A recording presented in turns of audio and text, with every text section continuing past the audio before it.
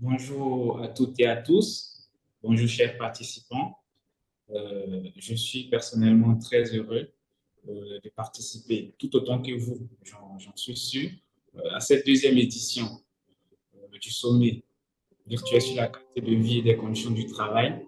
Et pour cette édition inaugurale, je me ferai le grand plaisir d'animer le premier panel où nous allons aborder avec nos experts la manière dont la qualité des relations au travail et le respect des droits de travail et des conditions de travail peut converger vers une approche durable et pérenne des relations professionnelles.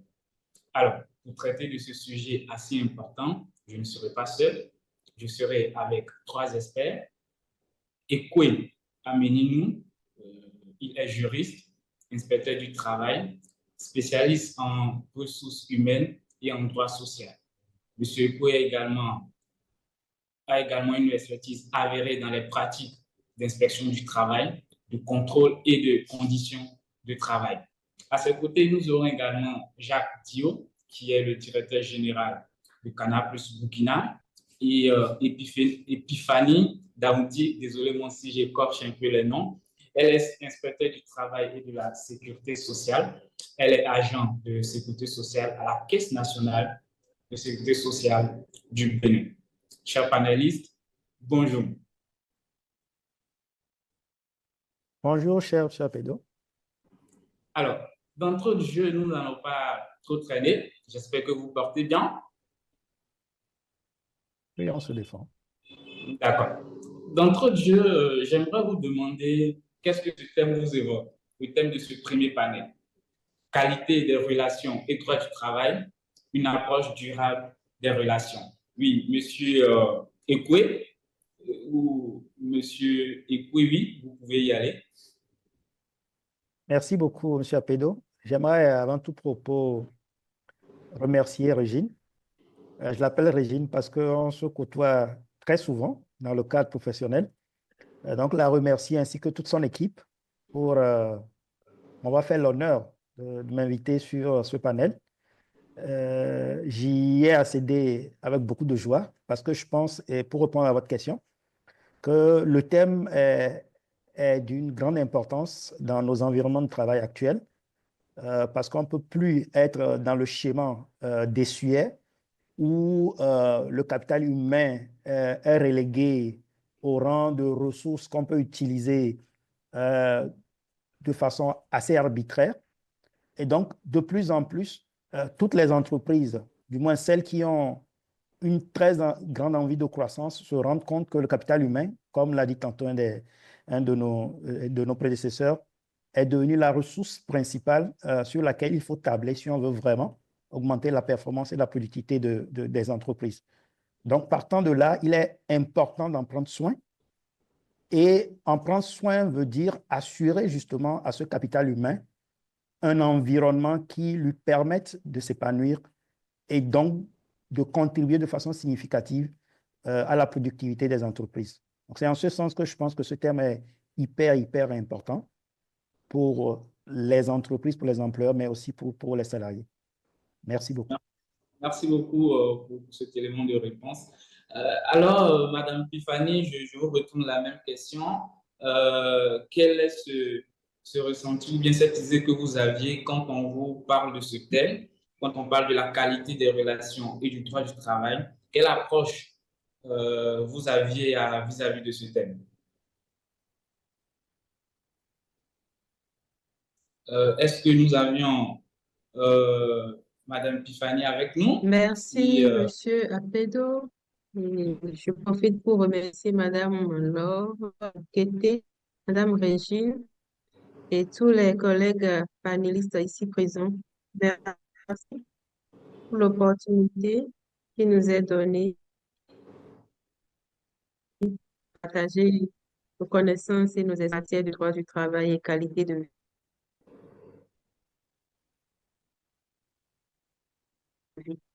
Alors, quand on deux parties prenantes et l'employeur. Alors, l'approche durable.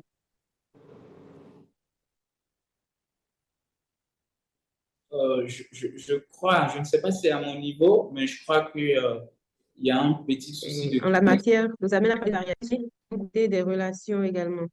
On recherche ici la durabilité de cette qualité entre l'employeur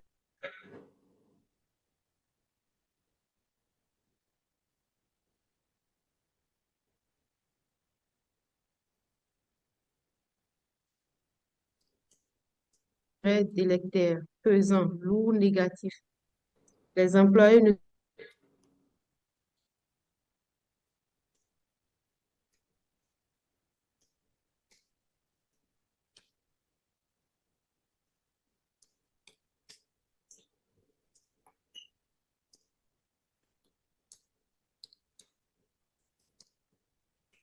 si j'ai répondu à votre question, je vous remercie. Alors, Madame Vous me Tiffany, merci recevez, de... j'espère. Oui, maintenant c'est bon. Je crois que vous avez eu un petit souci avec votre connexion, mais là c'est bon. Merci beaucoup pour votre élément de réponse. Alors, monsieur, C'est monsieur bon, c'est... Jacques, Vous me- euh, Oui, bonjour Monsieur Apédo. oui, monsieur Jacques, bonjour.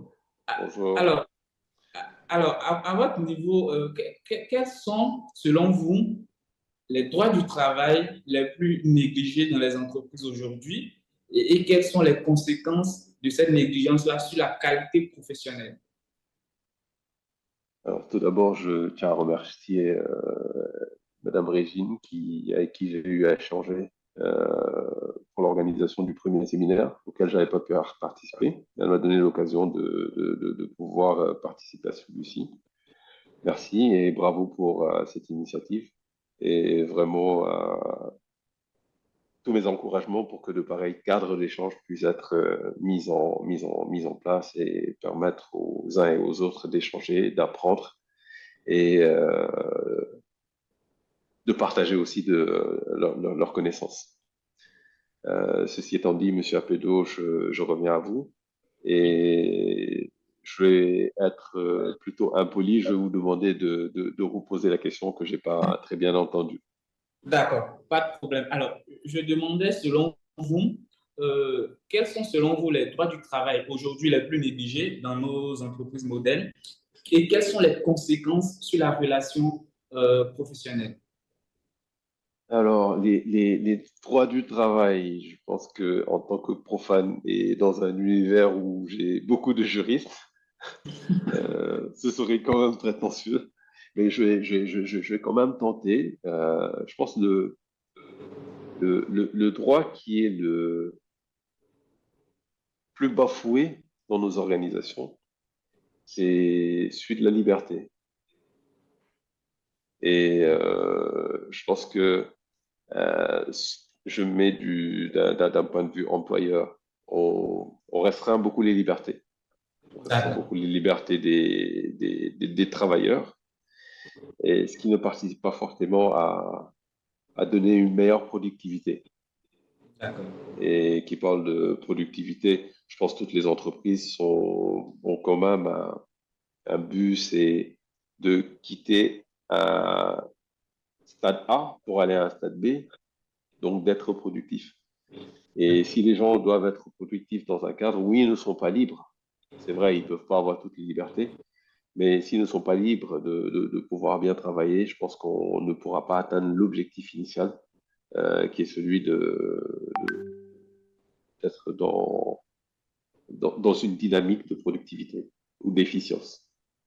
d'accord, d'accord. Merci beaucoup, Monsieur Jacques. Alors, Monsieur, où est-ce que vous aimeriez rebondir sur cette question?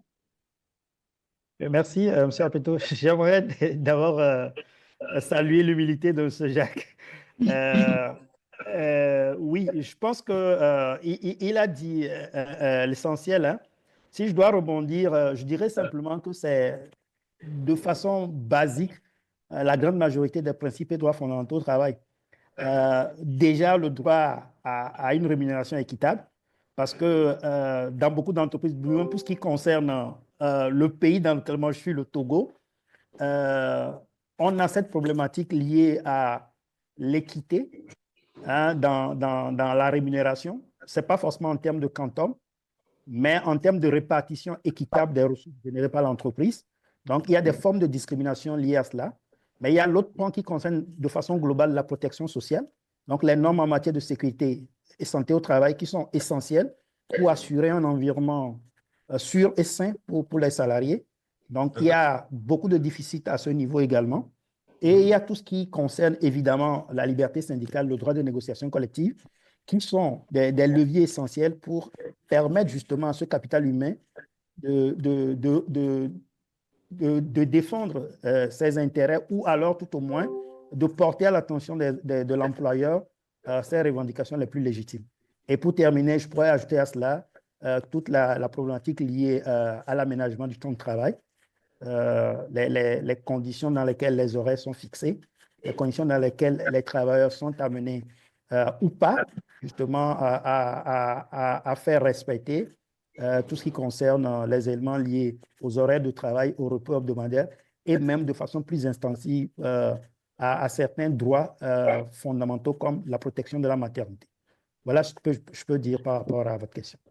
Alors, Monsieur Koué, merci pour ce complément. Protection sociale, liberté syndicale, conditions même de travail, l'environnement, c'est aussi très important. Quand l'environnement n'est pas sain, il est parfois très difficile de se sentir à l'aise et d'être assez productif. Merci beaucoup. Madame Epiphanie, pensez-vous que le cadre juridique actuel, c'est vrai que en tenant compte des différents pays, parfois les cas juridiques sont un peu différents, mais prenons la question dans le sens global. Pensez-vous que le cadre juridique actuel sur le droit du travail est suffisamment solide pour encourager des relations professionnelles équilibrées et durables? Sinon, quelle amélioration à votre niveau vous pourriez suggérer?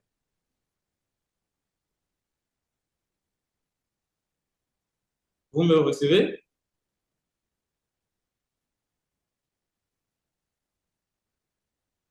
Monsieur Appedo, j'ai du mal à vous recevoir.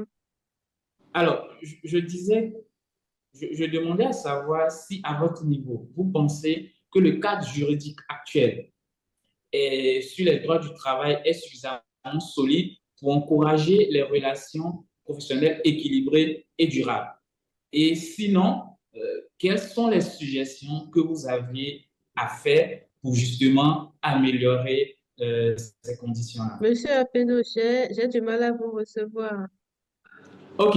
Est-ce que Monsieur Jacques et Monsieur Koué me reçoivent pour que je sois sûr que le problème, ce n'est pas forcément à mon niveau? Oui, moi, je vous J'ai reçois. vraiment du mal à vous je vous recevoir. reçois également, monsieur. OK. Donc, je crois que Madame Epiphanie a un souci à son niveau. Raïssa, si tu es Monsieur là, Appedo, tu peux écrire à Madame Epiphanie en inbox et lui Monsieur dire. Appedo, Et Raïssa, si tu es là, tu peux écrire à Madame Epiphanie en inbox et lui dire qu'elle a un souci avec sa connexion peut-être et nous allons continuer en attendant elle nous rejoigne. Ça marche, mais c'est bon. OK, vous pouvez super. reprendre la question, s'il vous plaît. J'ai vraiment du mal à vous recevoir. Alors, je vais donc retourner la question à M. Jacques en attendant que Mme Epiphanie nous rejoigne et elle résolve son problème et nous rejoigne. Monsieur Jacques, qu'est-ce que vous pouvez me dire à ce propos? Est-ce que vous pensez que le cadre juridique actuel sur les droits du travail est suffisamment solide pour encourager des relations professionnelles vraiment équilibrées et durables? Sinon, quelles sont vos suggestions? Oui, je suis là, Monsieur Appedo. Je vous entends.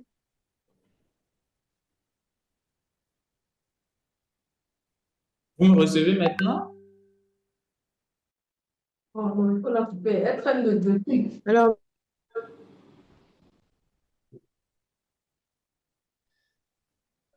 Alors, pour moi, encore une fois, Monsieur Appedo, Bon, est-ce qu'on peut couper Mme Epiphanie pour le moment?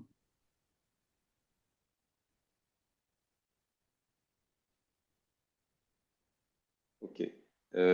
Encore une fois, je pense que c'est vraiment des sujets juridiques qui devraient être adressés par les juristes.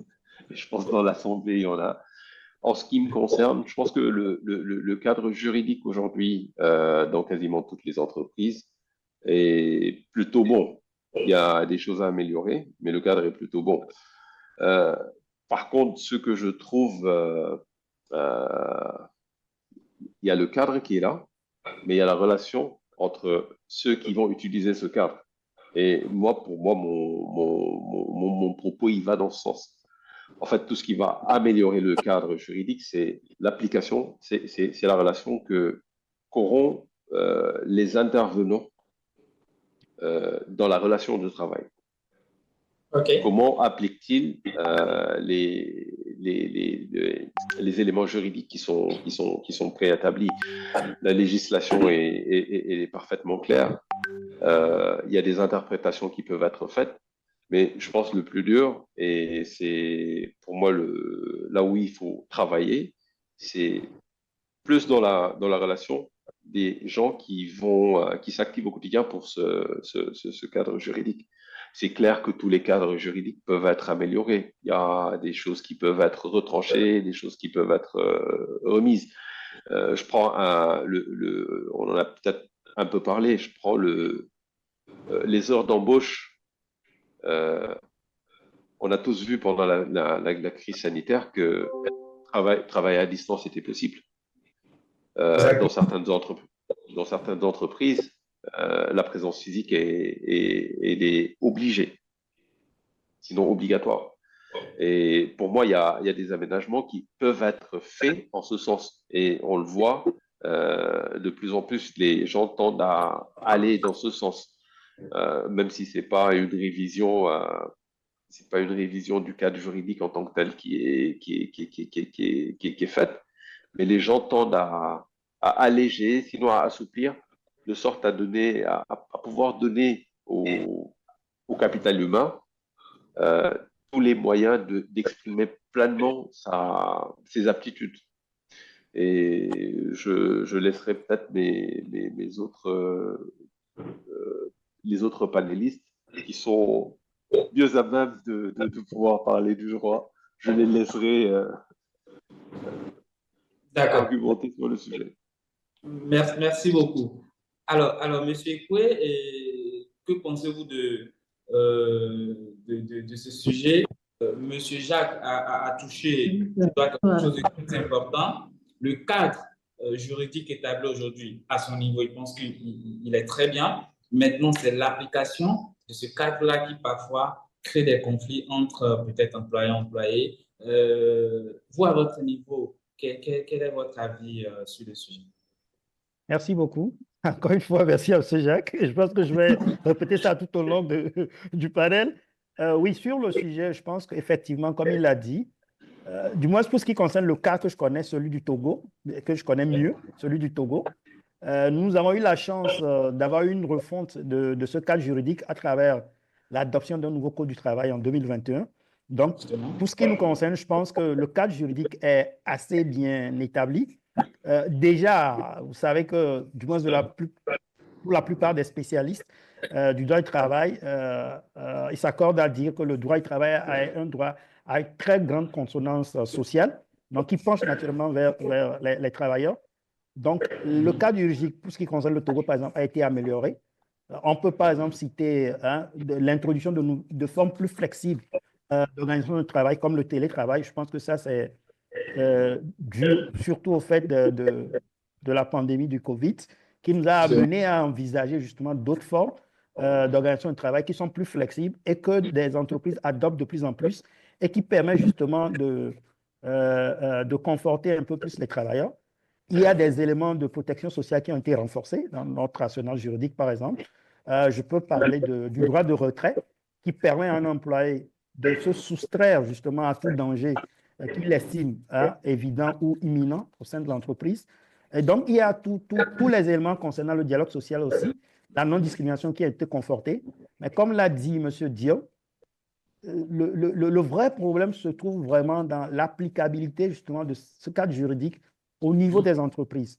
Déjà, au niveau des entreprises formelles, il y a des gaps qu'on doit combler forcément sur tous ces aspects-là, comme je l'ai dit tantôt. Mais ce qu'il faut ne pas perdre de vue aussi, c'est que dans la plupart de nos pays, du moins pour ce qui concerne le cas du Togo, le secteur informel est une composante très importante, justement, de l'activité économique. Du coup, les salariés qui se retrouvent dans ces secteurs-là, même le cadre juridique, des fois, n'est pas très adapté, justement, à l'animation des relations professionnelles au sein de ce secteur informel. Donc, à ce niveau-là aussi, il y a beaucoup de travail à faire pour l'animation des relations professionnelles en conformité avec le cadre juridique qui est tout à fait adéquat de mon point de vue. D'accord, d'accord. Alors, vous vous accordez à dire que le cadre, il est bon, mais c'est l'application de ce cadre-là entre employés qui parfois est compliquée. Alors, quelle est cette approche de solution-là que vous pouvez préconiser? Qu'est-ce que l'on doit faire pour que, très souvent, c'est au niveau des employés, pour que ces employeurs-là puissent comprendre qu'ils doivent laisser plus de flexibilité ou bien mettre leurs collaborateurs ou employés dans les meilleures conditions possibles afin qu'ils puissent avoir les résultats qu'ils attendent d'eux. C'est toujours à moi que la Oui, question est... oui, quand D'accord, vous êtes là, merci. vous pouvez y aller en même temps. D'accord, merci. Je pense que l'erreur dans le contexte actuel, dans l'environnement de travail actuel, je parle des environnements de travail nationaux, mais également mondiaux, bien de l'environnement de travail mondial. L'erreur au niveau des entreprises, c'est de penser que les salariés sont encore dans le schéma où ils aspirent seulement à la stabilité de l'emploi et à une rémunération confortable. Il y a d'autres paradigmes qui voient le jour au niveau des aspirations des travailleurs. La problématique, par exemple, de l'équilibre entre vie professionnelle et vie privée, qui est un élément très important maintenant pour les salariés, la reconnaissance de leur travail, les perspectives d'évolution professionnelle au sein de l'entreprise, ce sont des problématiques qui interpellent de plus en plus les employeurs. Et donc, de ce point de vue, il est important qu'on donne un peu plus la parole aux salariés dans l'entreprise. Et donc, qu'on mette en place des mécanismes de dialogue social qui permettent de recueillir les aspirations des travailleurs et, sur cette base-là, de mettre en place les politiques les plus adéquates, les process les plus adéquats pour pouvoir justement développer le capital humain en tenant compte justement de ces aspirations-là. Je pense que c'est seulement par ce biais-là qu'on pourra à la fois amener le capital humain à contribuer de façon significative à la productivité de l'entreprise, mais également permettre la croissance pérenne des entreprises. D'accord, merci beaucoup.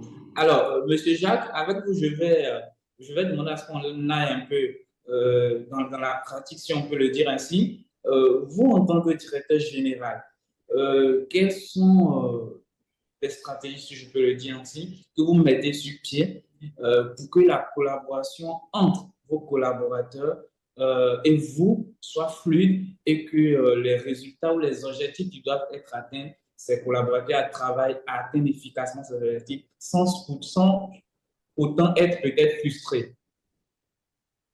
Et moi, de mon point de vue, il faut d'abord s'accorder sur ce qu'on attend du travailleur et le travailleur ce qu'il attend de l'employeur. Sachant que l'employeur, quand on enlève euh, la société, l'employeur, sinon celui qui est à la tête de l'entreprise, c'est un être humain qui a ses émotions, qui a ses aspirations et qui fonctionne comme le travailleur, qui est lui-même travailleur. Donc je pense qu'il faut d'abord s'accorder sur ce qu'on attend, les attentes de chaque partie. Et une fois qu'on s'accorde sur ça, se dire, OK, qu'est-ce qu'on doit mettre en place pour pouvoir atteindre les objectifs qui sont pas que les objectifs de l'employeur ou de l'employé, qui sont des objectifs globaux et communs. Donc, pour moi, le cadre de la communication est important. C'est un des piliers majeurs. Pouvoir avoir des cercles de communication, sinon des voies de communication, qui permettent d'échanger et d'échanger en parfaite liberté, en parfaite égalité, parce que ce qu'on se dit, c'est pour chercher le bien-être de l'entreprise ou de la société dans laquelle on est. Et cette communication impliquera forcément une prise en compte des émotions des uns et des autres. Parce qu'en réalité, nous sommes des groupes et dans des groupes, il y a des différences culturelles, religieuses. Et on ne pourra arriver à faire les choses que si on s'accorde sur des éléments essentiels. Exactement. Merci. Et Merci. à partir de là, je pense qu'on peut se projeter. D'accord. On retient la communication, on retient le partage et la vision des objectifs. Merci au cabinet Régine pour Consulting pour cet événement, pour ce sommet qui est assez riche et passionnant. Alors, si vous venez de nous rejoindre, vous êtes à l'édition, sinon à la journée inaugurale de la deuxième édition du sommet virtuel sur la qualité de vie et des conditions de travail. Nous sommes actuellement sur le premier panel de cette édition qui a pour thème qualité des relations et droit du travail, une approche des relations durables.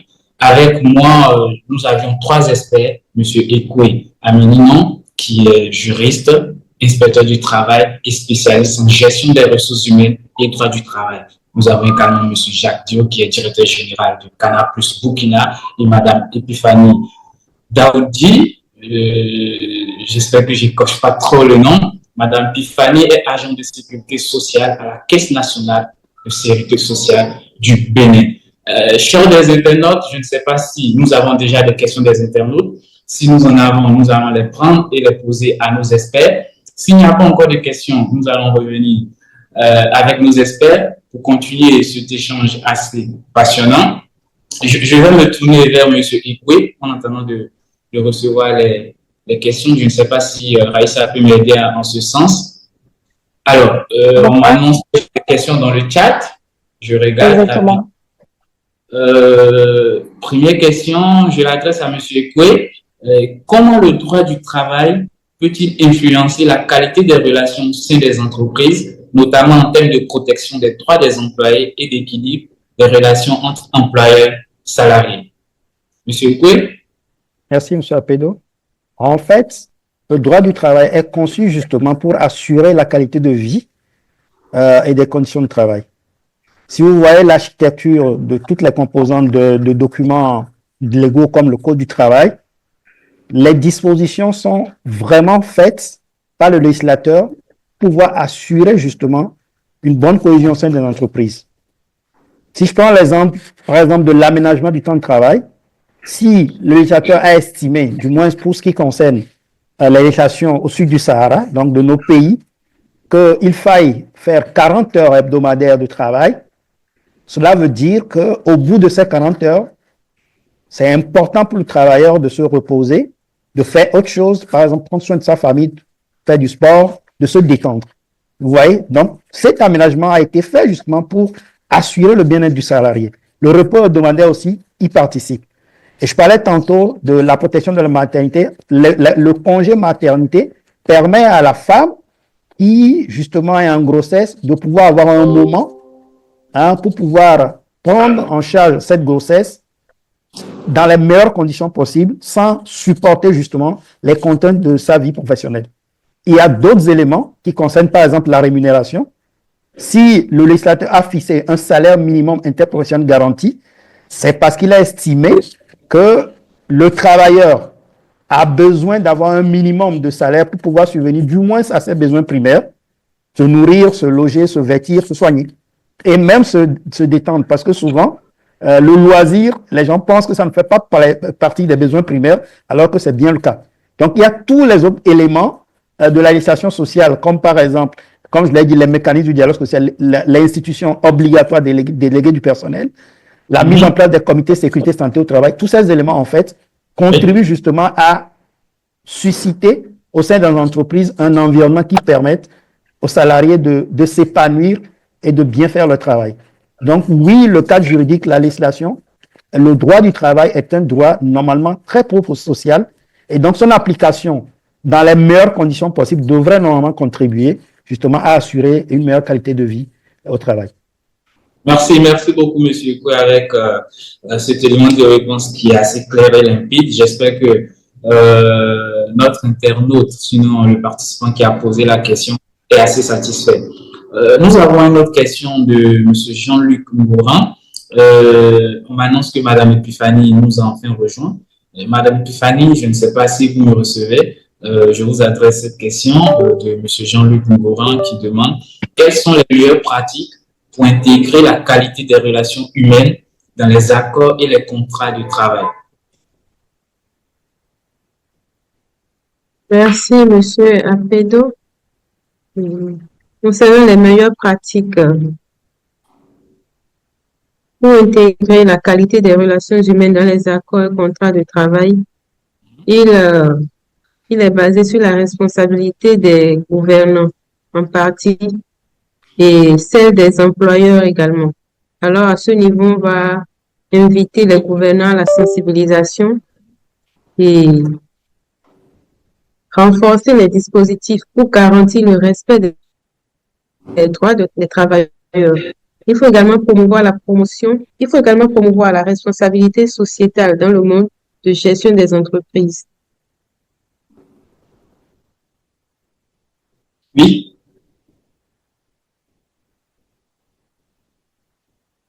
Oui, vous avez terminé?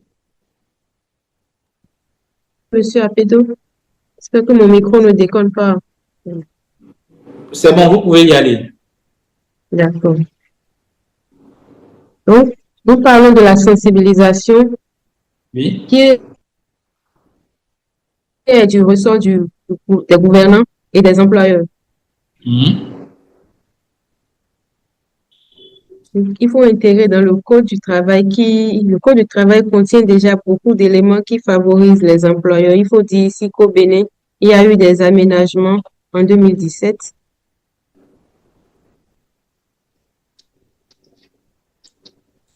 Alors, je pense que vous aviez un petit problème parce que tantôt on vous entend, tantôt on ne vous entend pas. Mais si j'ai bien compris ce que vous aviez dit, il faut sensibiliser et mettre des dispositions en place pour renforcer la qualité au sein du travail des employés surtout. Et cela ressort des gouvernants et des employeurs. Si j'ai bien résumé ce que Oui. vous aviez dit. Merci beaucoup. Et nous avons une autre question que je vais adresser à M. Goué. Quelle stratégie les entreprises peuvent-elles adopter pour renforcer la qualité des relations au travail tout en respectant les obligations légales en matière de droit du travail? Et comme je l'ai dit, c'est déjà d'avoir une meilleure culture de la conformité aux dispositions légales. J'ai l'habitude de dire, quand j'en ai l'occasion, que la meilleure manière de protéger son entreprise, la meilleure manière de rendre ses salariés épanouis, c'est de respecter simplement la loi. Parce que comme je l'ai dit, la loi a déjà tout prévu, le cadre nécessaire pour que tout le monde puisse s'épanouir, les entreprises dans le cadre de leur compétitivité et les employés aussi, justement dans leurs aspirations légitimes. Donc, je dirais que la première marche de l'escalier, c'est vraiment de traduire dans la relation contractuelle les dispositions qui sont prévues par le législateur sur tous les plans que je viens de citer. La seconde, c'est de mettre en place vraiment des mécanismes qui permettent justement de communiquer. Comme monsieur Jacques l'a dit tout à l'heure, c'est important dans l'entreprise de communiquer.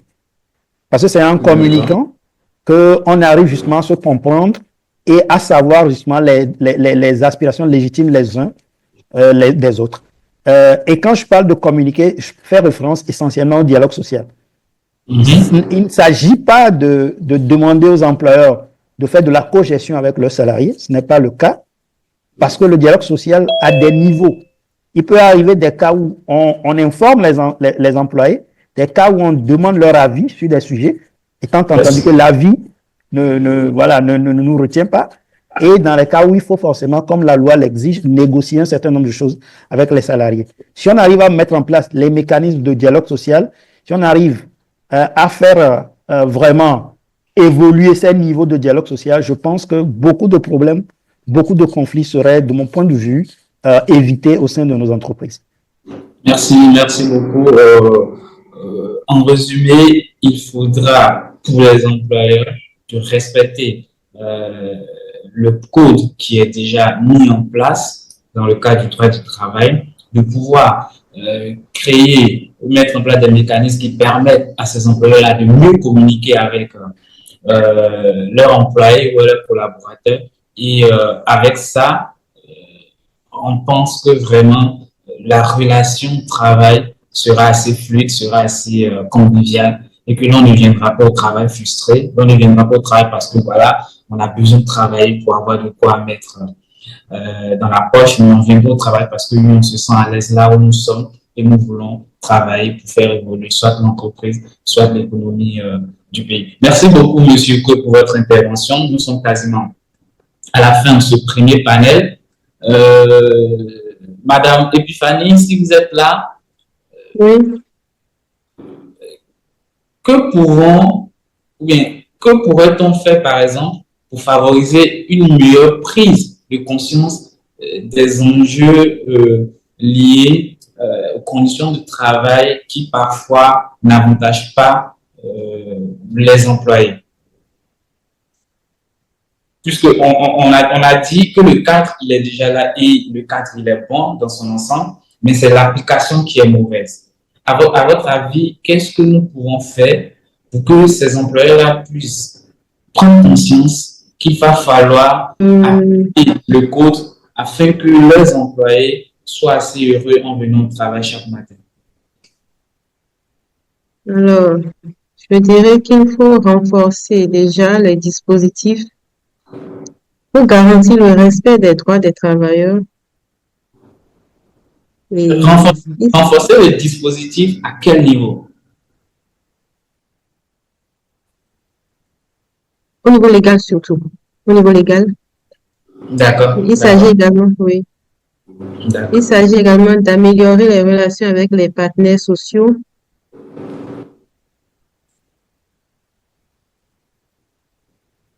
Oui, allez-y. Oui, je vous dis. Je vous reçois un peu. D'accord, d'accord. Merci. Merci beaucoup. Si vous le permettez, M. Apé, de rebondir un peu sur cette question. Oui, allez-y. Si vous le permettez. Oui, justement, par rapport avec, je pense qu'il y a une composante essentielle qu'on occulte souvent et qu'il faut prendre en compte. C'est la formation et la sensibilisation sur justement toute la composante liée à la législation sociale. Vous serez étonné de voir toutes les parties prenantes, que ce soit des employeurs ou même des représentants du personnel, je parle des délégués du personnel ou des délégués syndicaux, qui ont une totale ignorance de la législation et donc du coup n'ont pas une visibilité assez nette sur leurs droits et sur leurs obligations. Et donc, c'est très important, cet aspect-là, voilà, donc de susciter justement la formation des parties prenantes au sein d'une entreprise sur les aspects légaux de leurs relations contractuelles, sur les dispositions qui justement les engagent réciproquement, parce que je pense que ça contribuerait aussi à avoir plus de visibilité et donc à améliorer justement la qualité des relations du travail. Merci. Merci pour ce complément de réponse qui éclaircit encore mieux cet élément, parce que justement, on ne peut appliquer quelque chose que l'on ne maîtrise pas. Il faut d'abord maîtriser avant de pouvoir l'appliquer. Nous avons terminé et pour ne pas empiéter sur le temps, nous allons vous dire merci. Nous étions au panel inaugural de cette deuxième édition du sommet virtuel sur la qualité de vie et des conditions de travail qui avait pour thème qualité des relations et du travail, une approche durable des relations. Je rappelle que j'étais en compagnie de 3 experts, M. Ekwe Aminou, qui est juriste, inspecteur du travail, spécialiste en gestion des ressources humaines et droit du travail. M. Ekwe a également une expertise avérée dans les pratiques d'inspection du travail, du contrôle des conditions de travail, de rédaction d'études et de rapports sur la législation nationale et internationale du travail. Monsieur Ekwe, merci pour ces précieux conseils et apports lors de ce panel. Nous étions également avec M. Jacques Dio, qui est directeur général du Canal Plus Burkina, et Mme Epiphanie Daoudi, qui est inspecteur du travail et de la sécurité sociale. Elle est agente de sécurité sociale à la Caisse nationale de sécurité sociale du Bénin. Mme Epiphanie, merci pour votre intervention et ces précieuses réponses que vous avez apportées tout au long de ce panel. Merci, chers panélistes. Merci, chers participants. Nous nous retrouvons tout à l'heure pour le deuxième panel. D'ici là, portez-vous bien et surtout ne vous déconnectez pas. Merci. Merci beaucoup.